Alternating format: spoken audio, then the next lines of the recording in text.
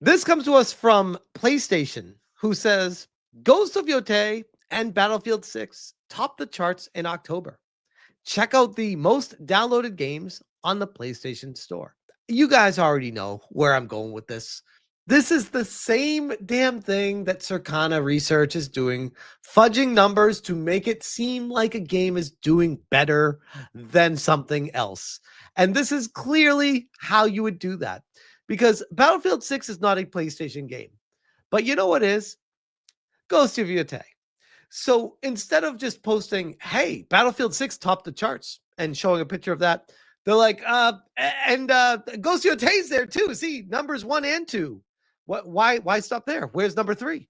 Why? Oh, because you want to push your game property and make people think that it's selling really well. But you do not tell people the amount of units that are sold. You just say what place it is. So, for example, I don't know how many times I need to clarify this for people, because Colin Moriarty clearly doesn't understand it either.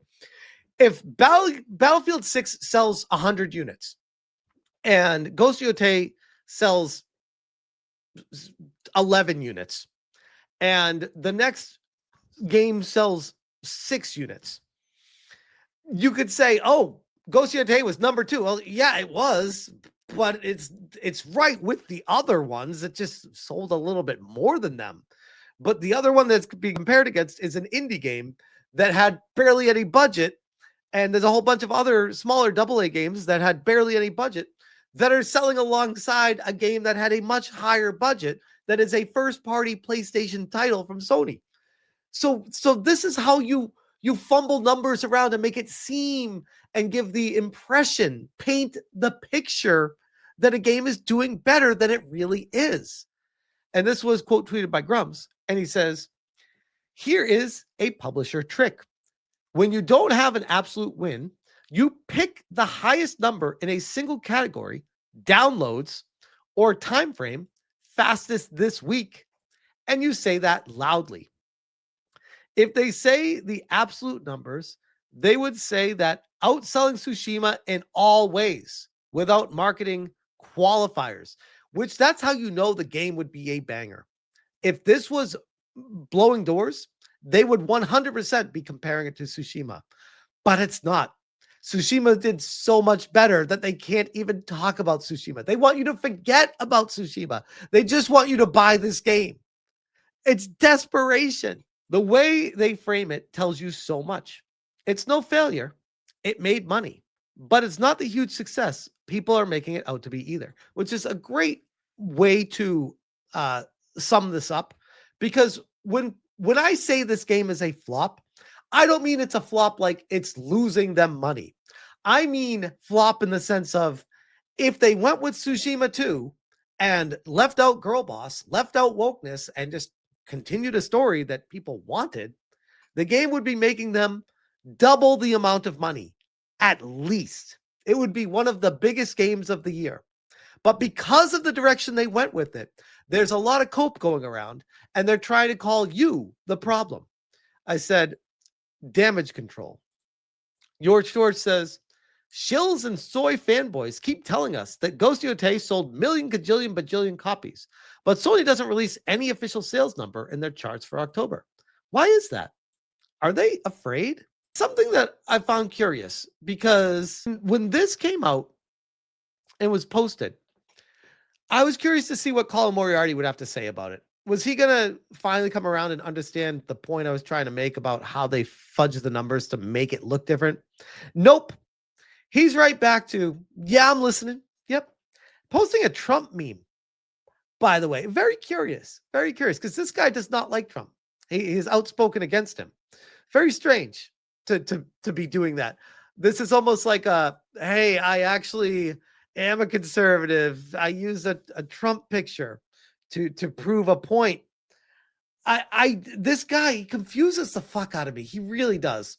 Instead of just understanding what they're doing, he's trying to play a part in all of this to push the agenda forward. This is the PlayStation blog. PlayStation Store, October 2025's top downloads. Battles for Revenge and Supremacy topped the charts in October. And they go through PlayStation 5 games.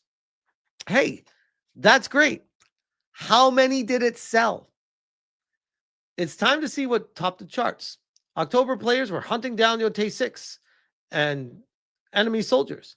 As Ghost Yōtei and Battlefield 6, they keep leading it with Ghost Yōtei, even though that was number 2. And Battlefield 6 dominated the US.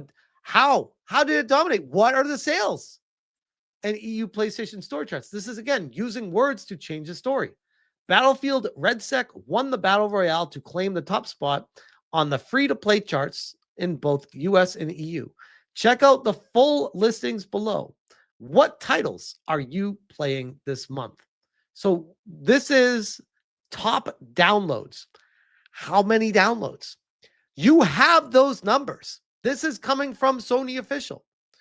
You literally have the numbers. You are choosing to remove the numbers because you know if you showcase the numbers, people would be able to say, oh, yeah, the game compared to Tsushima is a massive flop. But because you're not showing them and you're just saying, oh, it's number 2. Look at that, guys. It beat out games that have been out for 5 months. That's great. Oh, it also beat out Arc Raiders that came out like 3 days ago. I would venture to guess Arc Raiders is above this right now. Maybe not above Battlefield 6, but potentially. So it's a very questionable table that's a snapshot in time to try to push a message of an impression, to push a picture out there to people. I said, what games even came out in October on PS to compete with AAA games? What even is this? What are the numbers? Where are the sales, Lebowski? More disingenuous number gymnastics to make something look even better than it is. No one's actually stupid enough to fall for this, right? Oh. Emerald Apple says, so weird that they only post the download numbers and not the sales numbers. Where are the sales numbers? Smash JT fans clicking the like button a little slower this time. Are we the dumbasses? What? Like, this is why I don't understand. I feel like I'm explaining it quite clearly. And I've explained it differently many different times. So at this point, I only can conclude that people that do not understand what I'm saying just are proactively choosing to not listen to my words. Because it's the fingers in the ear, la la la la la. The game's selling great because girl boss, you're just a woke hater, anti-grifter, woke person guy, and that's why you want it to fail. And I'm like, first off, I do want it to fail because fuck this company for doing what they did with it. Yeah, I do want it to fail. I think the more this game fails, the more it tells them that what the direction they went with this game was wrong, and they should not do this in the future.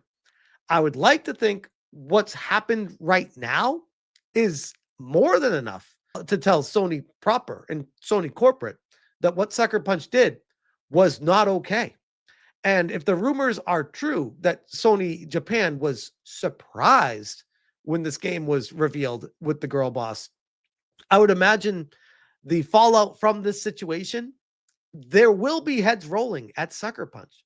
It might not be a massive thing because it's a smaller studio. I think they have 260 people or 300 people there. So if it is a layoff, it is going to be something smaller, but still, I have a feeling something's going to happen there. I would imagine if I was Sony Japan and this surprised me, and I was like, well, they're too far along to change anything about it. Okay, I guess we'll see how it goes. And we're seeing how it goes. And I'd be like, yeah, no, this ain't it.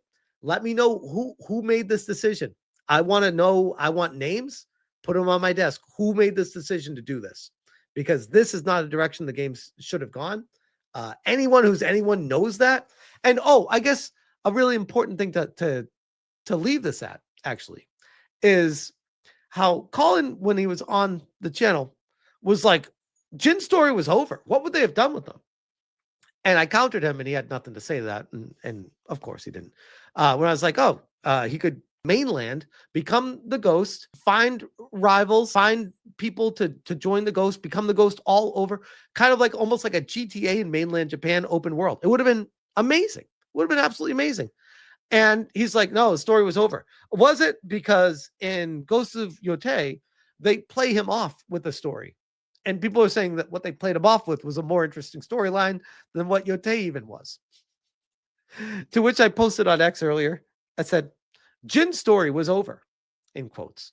And I posted Mario Brothers, Metroid, which this one really stands out because you could say Samus's story was over after Metroid. And then Metroid 2 came out on the Game Boy. And then Super Metroid. And they continued the story. They didn't have to because each one of those stories complete. Well, actually, you could say Metroid 2, actually, there was a little bit at the end of that one that led into a new game. So I'll give them that one. But there was nothing with the original. It was like the galaxy saved, the galaxy's at peace, or whatever it says at the end. Like that was it. Game was over. Samus's story was over. The Metroid series was done, guys. Why did they make Metroid 2? How could they make a Metroid 2? That's the other argument they'd come up with. What are you just going to have Samus start with no powers every time? That makes no sense. Well, get the same powers every. Yep. Fucking figure it out, Nintendo, because I love Metroid. I don't even care what the story is. I just want to play Metroid because it's awesome. You could say Halo 1 was over and the story was complete after Halo 1. You could say the same thing after Halo 2. Like the games have series for a reason because people want to keep playing them. The Metal Gear series, Solid Snake. People fell in love with Solid Snake, myself included. That's why I was so pissed about Metal Gear 2 with fucking Raiden. Don't even start on that one. But these are the things that they could say. Each one of these games was a story in itself in the original game. And it spawned an entire series of a shitload of games with that character in them. But no, guys. Because these people are running so much defense for Ghost of Yōtei that they're like, no, girl boss good. You're just a anti-woke grifter hater. Miss me with that shit. You're wrong. That's why the game's not selling. This was a very piss poor decision made by a woke studio pushing an agenda, and they're finding out right now. And yeah, I'm here for it. And I will enjoy the downfall of the studio while it happens. Get mad all you want. Don't fucking do this shit. But I'll leave that there.